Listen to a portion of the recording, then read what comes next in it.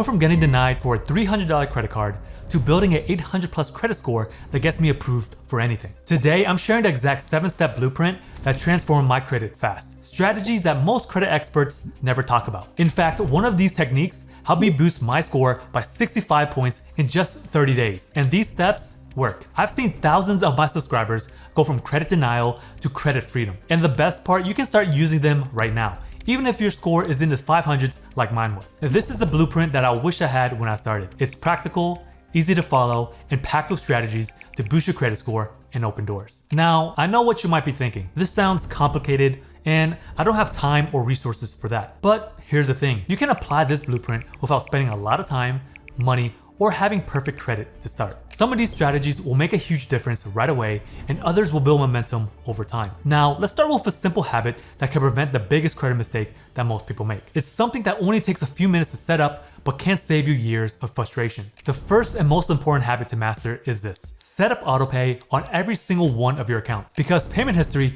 is the foundation of your credit score. It's 35% of your score, the biggest factor by far. When you miss a payment, it's like throwing a wrench into a well-oiled machine. Late payments stay on your credit report for 7 years. They can also drop your score by up to 100 points overnight. It can be the deciding factor whether you get approved for a loan. Or worse, it could mean spending thousands more on interest over time. Now, here's the good news. This is one of the easiest problems to fix. By setting up Autopay, you cut the chance of forgetting a due date. I recommend scheduling Autopay for at least the minimum due. Do it a few days before the due date in case of processing delays. If you already missed payments in the past, don't panic. I know it can feel like permanent damage, especially since late payments can't stay on your credit report for up to 7 years. They also have the biggest impact on your score in the first 2 years, which makes it feel like you're stuck. But here's the good news. Over time, consistent on-time payments can slowly rebuild your score and push those negative marks into the background. And if you're working to remove those late payments, stick around because I'll cover how to handle those later in the video. Now that you got Autopay handling your payments like clockwork, let's talk about a well-intentioned mistake that's probably killing your score right now. When I first learned about this, I was shocked. I was making all my payments on time, but still getting denied for loans. Turns out it was because I was using too much of my available credit. So here's how to fix that. Lenders love to see that you're responsible with your available credit, and the less you use of it, the better. This is what we call credit utilization. Ideally, you want to keep your utilization under 30%, but if you really want to see a noticeable difference in your score, aim for under 10%. Here's why it matters. High credit use can make it look risky to lenders. It suggests that you might rely too much on credit. Even if you're paying on time, carrying high balances can hurt your score and your chances of getting approved for new credit. As a pro tip, if you're using multiple cards, spread your balances across them instead of just maxing out one card. This balances out your utilization and looks better to lenders. If you have 1 or 2 cards, consider paying down balances in smaller chunks throughout the month. This prevents your utilization from ever climbing too high. If your credit limits are low, this can feel like a challenge. Start by paying down your highest utilization cards, then request for good limit increases on good standing accounts. Now that you understand how to manage your credit utilization, let's talk about the timing mistake that could be sabotaging your score. When I first found out about this, I couldn't believe it. I was paying down my balances every month, but my score still wasn't improving. Turns out the problem wasn't how much I was paying, it was when I was paying. So here's what you need to know on how to fix it. If you're serious about improving your credit score, one of the best kept secrets is paying your credit card bill at the right time. And no, I'm not talking about making your payment before the due date, it's about paying before the statement's closing date. Here's why it matters. The closing date is when the issuer reports your balance to the credit bureaus. That balance becomes part of your credit utilization, which makes up 30% of your score. For example, if your card has a $1,000 limit and a $500 balance when the statement closes, this shows 50% utilization. This is true even if you pay off the full amount by the due date. That high utilization can drag down your score. To fix this, you want to pay down your balances below 30%, ideally under 10% before the statement closing date. This ensures that what gets reported to the bureaus reflects positively on your credit. As a pro tip, if your card is maxed out or close to it, make multiple payments during the month. This will keep your utilization low throughout the billing cycle. Now that you got a handle on managing your credit utilization, it is time to talk about something that can sneak up on even the most careful borrowers. Applying for credit might seem harmless, but here's the mistake that cost me big time. One that I don't want you to repeat. Imagine this. I was planning for a holiday and found a great deal on flights to Europe. I thought it would be a perfect time to get a new credit card so I could earn a welcome bonus to offset the cost even further. I applied for the best offer that I could find, but I got denied. Confused, I eventually received a letter explaining that I had too many inquiries or new accounts. This is why spreading out your credit applications is so important. Lenders view multiple hard inquiries in a short time as a red flag. It makes you look desperate for credit, and it can hurt your chances of approval. Plus, those inquiries can shave a few points off your score. And if your score is already low, those points really matter. So here's the golden rule. Space out your credit applications by at least 3 to 6 months. This gives your score time to recover, and it shows lenders that you're not overextending yourself. If you are planning a big financial move, like buying a house or a car, avoid applying for new credit up to a year beforehand. And if your score is below 680, focus on improving your credit accounts first. Then when you apply for new credit, you have better approval odds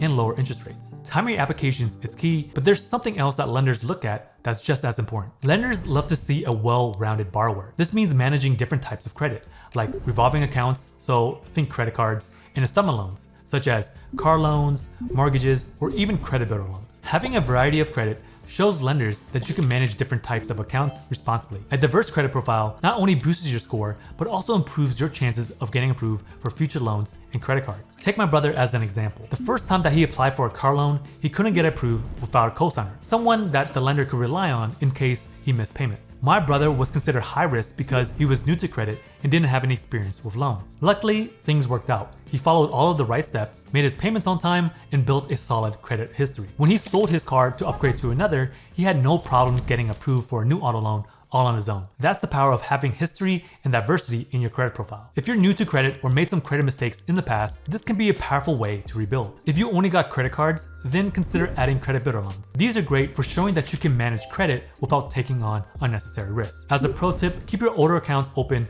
whenever possible. If you're not using an old credit card, downgrade it to a no-fee version instead of closing it. It helps preserve your credit age, which affects your credit score. Building diversity in your credit profile is like adding tools to your toolbox. It makes you more adaptable and attractive to lenders. For example, loans on your credit profile improves your odds of getting approved for mortgages, car loans, or any type of financing that requires fixed payments over time. Building a solid credit profile takes strategy, but sometimes the best strategy is just to let time do the heavy lifting. In the world of credit, time is your greatest ally. Your credit age, which is the average length of time that your accounts have been open, makes up 15% of your score. The longer that your accounts stay open and active, the more reliable that you appear to lenders. So here's an example. Imagine that you got 2 credit cards, one that you had for 5 years and another that you had just for 1 year. Together, your average credit age is 3 years. But if you open a new card today, that average drops and your score could take a temporary hit. That's why it's important not to rush into opening new accounts. Focus on maintaining accounts that you already have and letting them age naturally. If you are tempted to close an old account, then you should really think twice. Keep older, especially good standing accounts open. They preserve your credit age and build a positive payment history. If the annual fee is an issue, then get a hold of the issuer's retention specialist. They can reduce the annual fee, offer a bonus, or just waive it altogether. If unsuccessful, consider downgrading the card instead of canceling it. So for those with less than stellar credit, this is especially crucial. Your score may not be where you want it to be, but with time and good habits like on-time payments and low use will improve it. Patience is one of the most powerful tools